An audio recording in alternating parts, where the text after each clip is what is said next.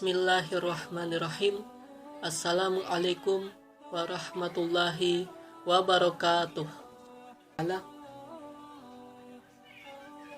Allah subhanahu wa ta'ala berfirman di dalam Al-Quran, Innallaha basirum bima ta'malun, yang artinya Allah subhanahu wa ta'ala maha melihat apa yang kalian kerjakan.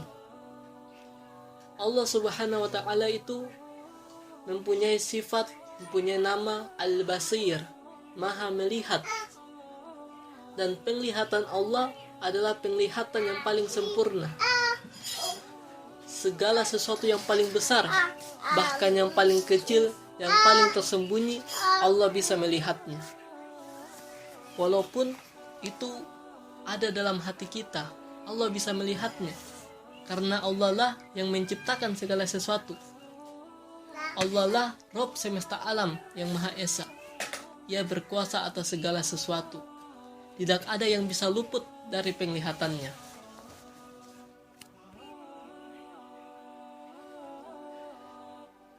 Namun, banyak orang yang melupakan hal tersebut.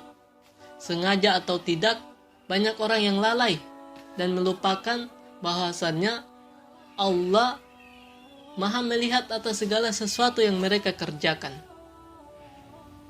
Sehingga akhirnya dengan mudahnya mereka berbuat dosa setiap hari. Dengan mudahnya mereka meninggalkan berbagai kewajiban yang diwajibkan atas mereka.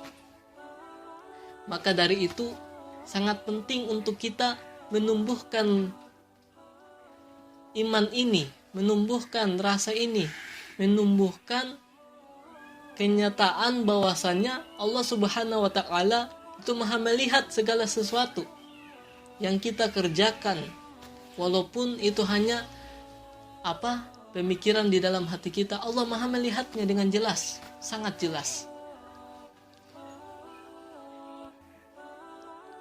Jikalau kita telah menumbuhkan perasaan ini, maka insya Allah kita akan menjadi hamba yang lebih dekat dengan Allah subhanahu wa ta'ala.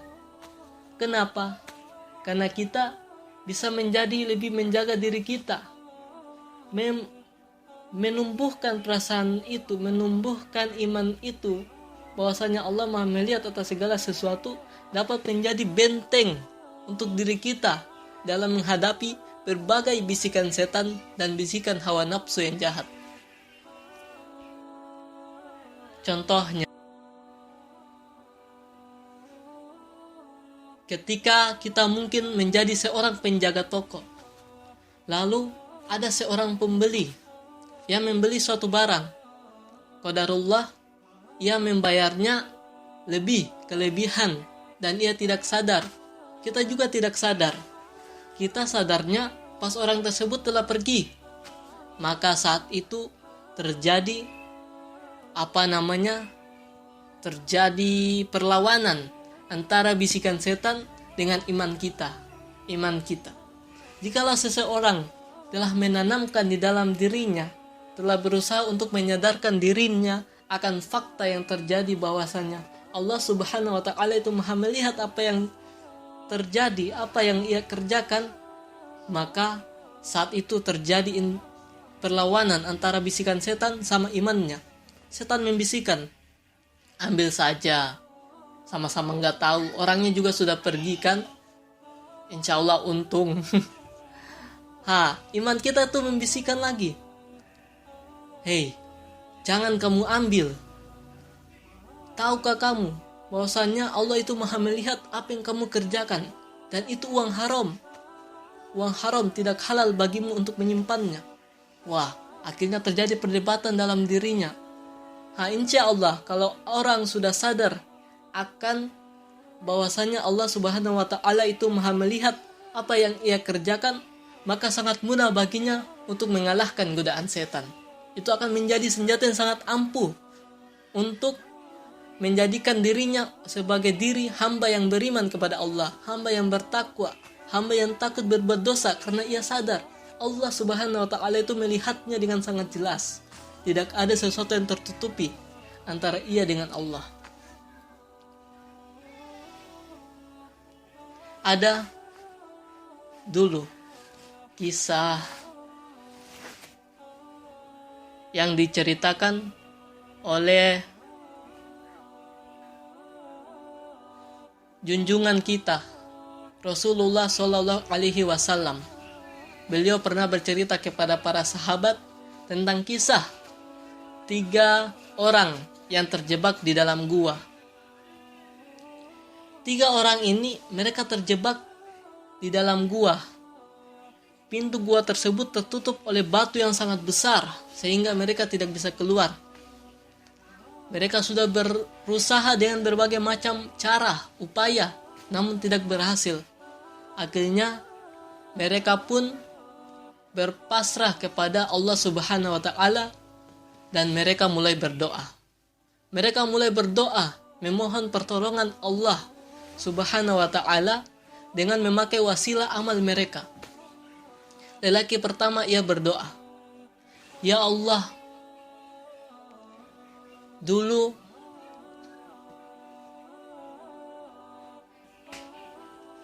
aku adalah seorang pengembala kambing. Setiap hari aku pergi untuk mengembalakan kambingku.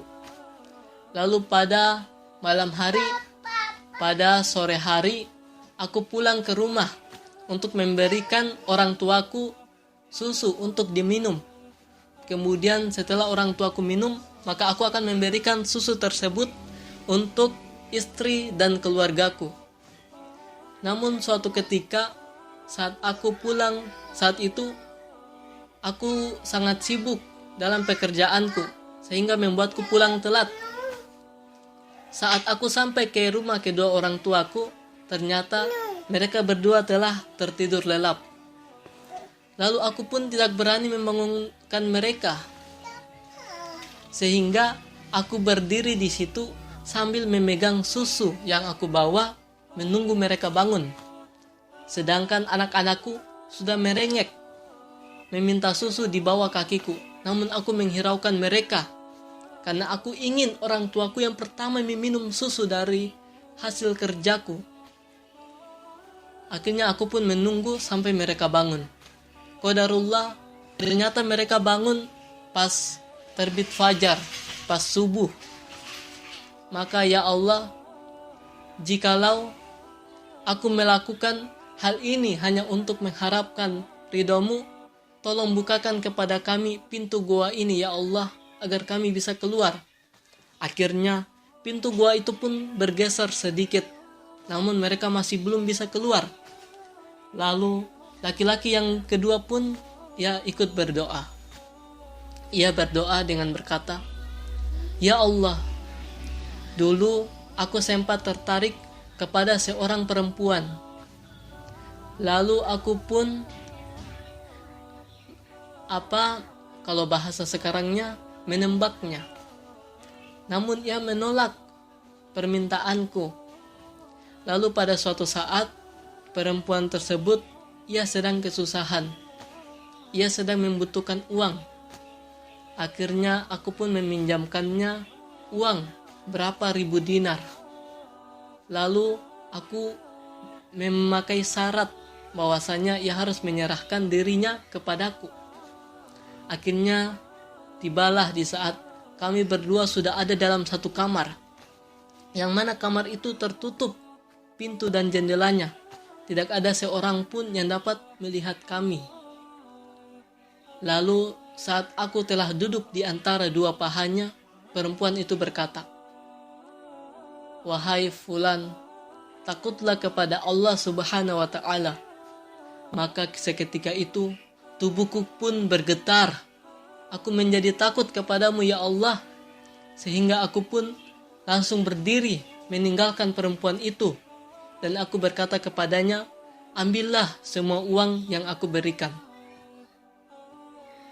Ya Allah, jikalau aku melakukan semua itu hanya mengharapkan ridho-Mu, tolong ya Allah, bukakan pintu gua ini kepada kami ya Allah, agar kami bisa keluar. Akhirnya pintu gua itu pun bergeser lagi, namun mereka masih belum bisa keluar dari celah lubang tersebut. Akhirnya laki-laki yang ketiga, yang terakhir pun ia berdoa, Ya Allah, aku dulu adalah seorang bos yang mempunyai buruh, yang mempunyai pekerja. Lalu tiba pada saatnya aku menggaji para buruhku. Namun di antara mereka ada satu buruh yang ia telah pergi sebelum mengambil gajinya. Maka aku pun memakai uang gajinya itu, maksudnya uang gajinya itu pun aku kelola, aku jadikan usaha. Sampai bertahun-tahun telah berlalu, uang itu pun telah menjadi usaha yang begitu besar. Tiba-tiba laki-laki itu pun datang, buruhku itu yang telah pergi kemarin, ia datang lagi kepadaku dan meminta kepadaku gajinya yang dulu aku belum berikan. Lalu aku pun berkata kepadanya, "Apa kamu lihat kandang sapi ini? Apa kamu lihat semua hewan gembalaan ini, buru-buru ini, dan kebun-kebun yang melimpah buahnya ini?" Lalu laki-laki itu pun menjawab, "Iya, aku melihatnya." Kemudian bosnya itu pun berkata, "Ini semua adalah gajimu. Ambillah semua untukmu. Aku telah mengelola uang gajimu waktu itu dan menjadi seperti ini." Laki-laki itu awalnya gak percaya. Ia berkata, "Masa? Jangan kamu main-main sama aku." Lalu laki-laki itu pun bosnya berkata, "Tidak, beneran. Ini semua adalah gajimu yang aku kelola. Ambillah semuanya." Maka buruh itu pun mengambil semuanya dan lekas pergi. Lalu laki-laki itu berkata, "Ya Allah, jikalau aku melakukan hal tersebut hanya untuk mengharapkan ridho-Mu, tolong bukakan pintu gua ini kepada kami, ya Allah." Akhirnya pintu gua itu pun terbuka semuanya, sehingga mereka bertiga pun bisa keluar dari gua tersebut. Ayuhal ikhwan, dari kisah tersebut kita bisa mengambil pelajaran bahwasannya mereka ini punya amal-amal yang berbeda yang mereka jadikan wasilah untuk berdoa kepada Allah agar mereka diselamatkan. Namun di situ ada satu kesamaan. Apa itu? Yaitu mereka bisa melakukan amal-amal yang begitu luar biasa, amal-amal yang tidak bisa sembarang orang lakukan. Kenapa mereka bisa melakukan amal-amal tersebut? Karena satu kesamaan. Mereka telah sadar, mereka telah mempunyai kekuatan iman, telah sadar bahwasannya Allah Subhanahu wa Ta'ala itu Maha melihat apa yang mereka kerjakan. Maka dari itu ikhwan, marilah kita berusaha mulai sekarang untuk menumbuhkan iman tersebut agar kita bisa menjadi hamba yang lebih dekat dengan Allah Subhanahu wa Ta'ala. Mungkin hanya ini yang dapat saya sampaikan. Jika ada salahnya, itu semua berasal dari diri saya sendiri, dan segala hidayah itu berasal dari Allah Subhanahu wa Ta'ala.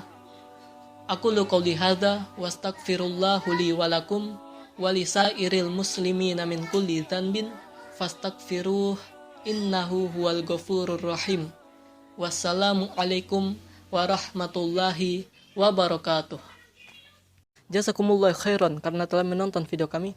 Jangan lupa kunjungi channel kami yang lain di YouTube, Facebook, Instagram, Twitter, dan WA untuk mendapatkan informasi, motivasi, dan pelajaran yang lebih. Semoga dengan ini semua kita bisa mendapatkan ridha Allah Subhanahu wa Ta'ala. Wassalamualaikum warahmatullahi wabarakatuh.